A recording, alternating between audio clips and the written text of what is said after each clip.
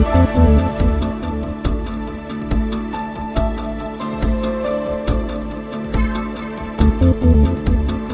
avons le plaisir de recevoir sur notre plateau le professeur Franck Paganelli, qui est professeur de cardiologie au CHU de Marseille, hôpital Nord.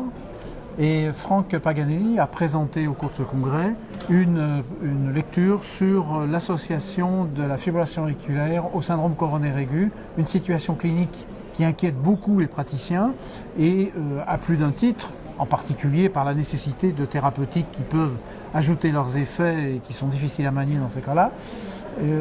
Avant même la thérapeutique, quel est le mauvais pronostic lié à cette association? L'association d'une fibrillation auriculaire et d'un syndrome coronarien provoque une augmentation de la morbimortalité multipliée par 6 au 30e jour, et notamment l'injonction thérapeutique de traiter un thrombus d'origine embolique par des anticoagulants et un thrombus d'origine anti-agrégant plaquettaire fait que l'association de ces deux antithrombotiques est à haut risque hémorragique. Est-ce que le bénéfice-risque est bon? C'est ce que nous allons essayer de déterminer.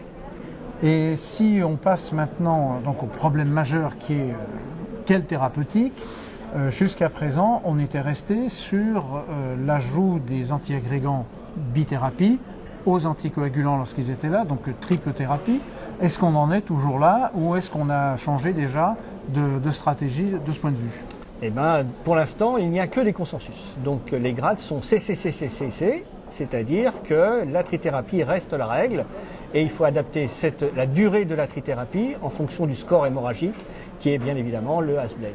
Et donc actuellement, malheureusement, nous sommes obligés de traiter les malades par trithérapie un mois en cas de haut risque hémorragique, Hasbled supérieur à 3. Et si le Hasbled est inférieur à 2 ou égal à 2, on peut avoir une trithérapie pendant 6 mois. Le reste, c'est encore une bithérapie comprenant un anticoagulant et un antiagrégant plaquettaire. Est-ce que l'évolution des idées fait qu'il y a des ouvertures pour dire que finalement, on a peut-être voulu taper un peu fort pour être prudent et que c'est peut-être pas forcément justifié? Moi, c'est ce que je pense. Je pense que la trithérapie est très exagérée. Je ne suis pas sûr que l'utilisation d'aspirine, même si nous avons été élevés dans l'aspirine dans le traitement anti-agrégant plaquettaire, soit justifiée. Dans l'étude de Wust récemment, qui est évidemment dans l'angioplastie réglée et pas dans le syndrome coronarien aigu, on peut se passer de l'aspirine. Donc est-ce qu'on peut se passer de l'aspirine dans le syndrome coronarien aigu?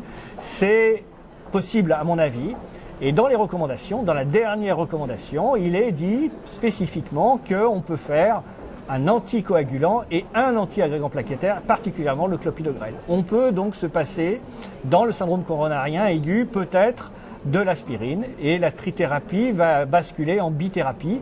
Mais attention, bithérapie ne veut pas dire 2 anti-agrégants plaquettaires, bithérapie veut dire un anticoagulant et un anti-agrégant plaquettaire. Et si les AVK restent quand même la thérapeutique de référence, on ne peut pas ne pas évoquer aujourd'hui la place que peuvent occuper les nouveaux anticoagulants directs. C'est vrai, et d'ailleurs dans les recommandations, il y a eu oral anticoagulant et il y a entre parenthèses new oral anticoagulant. Dans les recommandations, il est peut-être suggéré chez les patients qui sont déjà sous nouveau anticoagulant, au lieu de switcher pour AVK, de le maintenir avec le clopidogrel. Donc on est en train d'étudier cette voie thérapeutique qui évidemment reste à déterminer parce que nous avons actuellement 3 sur le marché. Quel est le meilleur des 3? Quel est celui qu'il faut prendre? Nous ne savons pas encore. Donc pour se résumer, triple thérapie lorsque le diagnostic de fibrillation auriculaire est fait dans le même contexte de syndrome coronaire aigu, ou plutôt c'est plutôt le contraire, et durée du traitement selon le risque, possibilité d'utiliser, sans restriction particulière, les nouveaux anticoagulants, ou plutôt anticoagulants directs. Possibilité, mais la recommandation est faible. D'accord, merci beaucoup.